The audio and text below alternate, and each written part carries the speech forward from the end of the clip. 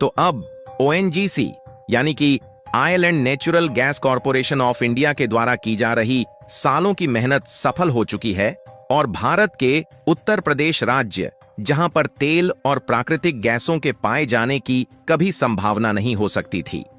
इसी उत्तर प्रदेश के 2 से 3 इलाकों में हाल ही में ओएनजीसी ने अपने जियोलॉजिकल सर्वे में कच्चा तेल, जिसे काला सोना कहा जाता है, और इसी को रिफाइंड करके डीजल और पेट्रोल जैसे उपयोगी फ्यूल बनाए जाते हैं, इसी कच्चे तेल के अकूत भंडार को खोज निकाला है। और आप खबर में देख लीजिए कि यह उत्तर प्रदेश के लिए किसी चमत्कार से कम नहीं है, क्योंकि पहली बात तो यहां पर जो तेल के भंडार मिले हैं वहां पर अकूत तेल होने की संभावना है, और दूसरी बात यह है कि ओएनजीसी ने बड़ी बड़ी क्रेनों और मशीनों को मंगाकर तेल के कुएं की खुदाई के काम को स्टार्ट कर दिया है।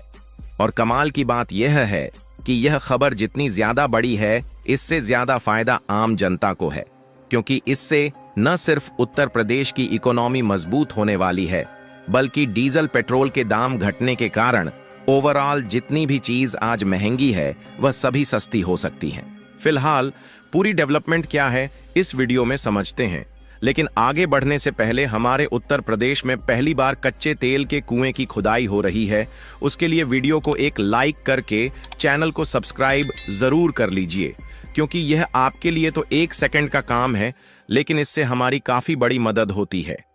दरअसल आज के समय में देखा जाए तो अगर भारत को सबसे ज्यादा किसी चीज में समस्या है तो वह है डीजल और पेट्रोल की महंगाई को लेकर,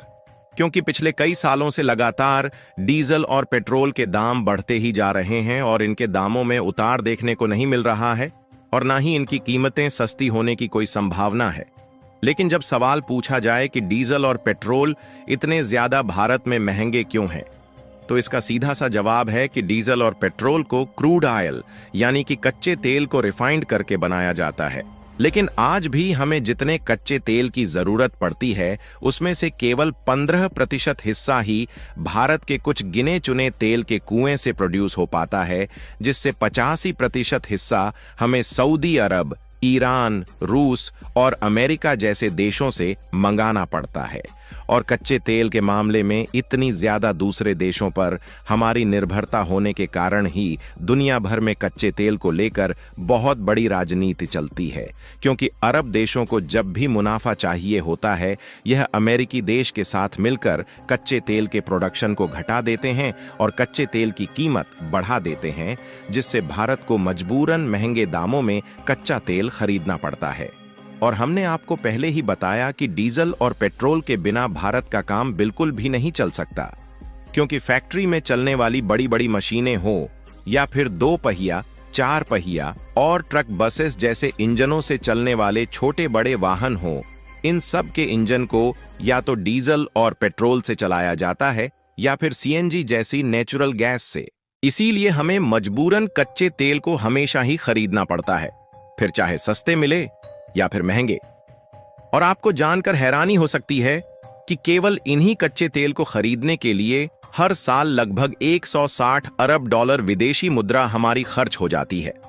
और यही सेम कंडीशन हमारी नेचुरल गैस के मामले में भी है, क्योंकि नेचुरल गैस का 49% हिस्सा तो हम अपने भारत में प्रोड्यूस कर पाते हैं, लेकिन फिर भी 51% हिस्सा हमें कतर, ऑस्ट्रेलिया और अमेरिका जैसे देशों से खरीदना पड़ता है, जिसके लिए हर साल लगभग 15 से 20 अरब डॉलर खर्च होता है। यानी कि ओवरऑल उतार चढ़ाव को मिलाकर देखा जाए तो लगभग 200 अरब डॉलर हर साल हम केवल कच्चे तेल और नेचुरल गैस को खरीदने के लिए दूसरे देशों में खर्च कर देते हैं, और खासकर इसका पैसा अरब देश ले जाते हैं।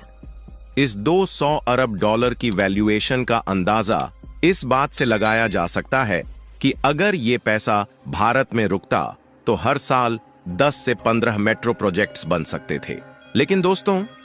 अभी तक भारत भी कच्चे तेल के प्रोडक्शन के मामले में पीछे था, लेकिन भारत की ऑयल एक्सप्लोरेशन वाली कंपनियों को अब तक जितनी भी अपॉर्चुनिटी मिली है, उन्होंने एक भी अपॉर्चुनिटी को मिस नहीं किया है। भारत में सबसे पहले साल 1989 में असम की धरती में तेल के भंडार खोज करके तेल को निकालना शुरू किया। कहते हैं उस समय ब्रिटिश इंजीनियरों ने हाथियों के पैरों में तेल लगे देखा, तब उन्हें जमीन के नीचे तेल होने का अंदाजा हुआ और खुदाई शुरू की गई। उस समय पहली बार भारत में तेल निकला और भारत के लोग खुशी से झूम उठे थे। इसके बाद गुजरात, मुंबई हाई, राजस्थान, आंध्र प्रदेश, तमिलनाडु और उड़ीसा में तेल के भंडार को खोजकर निकालना शुरू किया, जहां से उत्पादन आज भी जारी है। लेकिन इतने क्षेत्र में कच्चा तेल निकालने के बाद भी शायद हमारे उत्तर प्रदेश और बिहार की कमी रह गई थी। उत्तर प्रदेश में कई बार कच्चे तेल को खोजने की शुरुआत की गई, फिर भी अभी तक उत्तर प्रदेश की धरती से कच्चा तेल नहीं निकल पाया था। लेकिन भारत की दिग्गज ऑयल एक्सप्लोरेशन कंपनी ONGC के इंजीनियर भी ऐसे कहां हार मानने वाले थे और पिछले 3 सालों से लगातार जियोलॉजिकल सर्वे करने के बाद ONGC ने उत्तर प्रदेश के टेराई क्षेत्र, शाहजहांपुर, बलरामपुर और पूर्वांचल इलाके बलिया में कच्चे तेल के भंडार ढूंढ निकाले हैं। ये इलाके अब यूपी का मिनी अरब बनने की रेस में है, क्योंकि जिस तरीके से अरब देश भारत को महंगे दामों में कच्चा तेल देकर अभी तक लूट रहे थे, उनकी लूटखोरी का मुंह भारत का कोई और राज्य नहीं बल्कि उत्तर प्रदेश ही बंद कर सकता है। क्योंकि कल्पना कीजिए कि भारत के सबसे पुराने राज्य उत्तर प्रदेश में जहां कभी गन्ने के खेत थे, वहां कच्चे तेल के कुएं खोदे जाएं और आयल निकल जाए, तो यह दृश्य कैसा होगा? दोस्तों,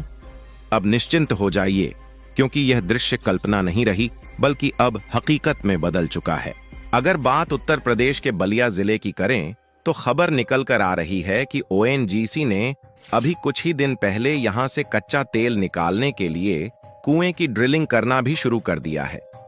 जिसके लिए असम से उन्नत मशीन और क्रेन मंगाई गई है और 50 से ज्यादा कारीगर इसमें जुटे हुए हैं।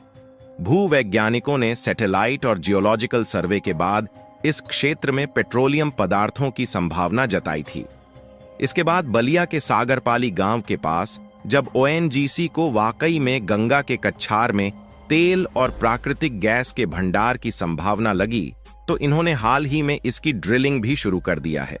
इस परियोजना के तहत ONGC ने लगभग 100 करोड़ रुपए का निवेश किया है और 3001 मीटर गहराई तक ड्रिलिंग की योजना बनाई है। ड्रिलिंग के दौरान जमीन से निकलने वाले रासायनिक तत्वों के मैनेजमेंट के लिए तालाब खोदा गया है, जिसे हार्ड प्लास्टिक से ढका जाएगा।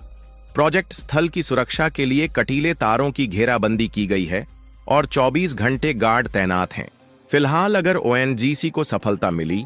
और सही मात्रा में तेल निकला, तो हमें दूसरे देशों से महंगा तेल नहीं खरीदना पड़ेगा। खुद के देश में पाए गए कच्चे तेल को रिफाइन करके डीजल और पेट्रोल में कन्वर्ट करेंगे, जिससे ओवरऑल लागत कम आने से सीधी सी बात है कि डीजल और पेट्रोल के दाम घट जाएंगे और जैसे ही दाम घटेंगे वैसे ही महंगाई कंट्रोल होना शुरू हो जाएगी, क्योंकि हम लोगों तक जितने भी सामान पहुंचते हैं